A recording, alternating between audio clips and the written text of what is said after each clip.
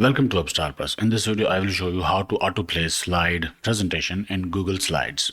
To do that, start slideshow by clicking at the slideshow button at the top, or click view and select slideshow. Slideshow is started. Now I'll have to click this slide to view the next slide. Escape, slideshow, start from the beginning. So to autoplay slideshow presentation, do this. Once slideshow is started, hover over slideshow and come over to the bottom left.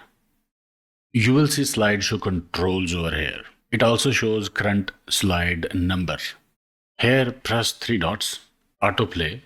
Here you can choose to play slides after a certain number of seconds. Choose interval in seconds between slides. 2 seconds is fine. Select play to play slideshow once. Select loop if you want to repeat slideshow infinitely. And then press play. And then this slideshow will autoplay and will be repeated infinitely. By selecting loop, slideshow restarts automatically from the first slide every time it reaches at the end of presentation.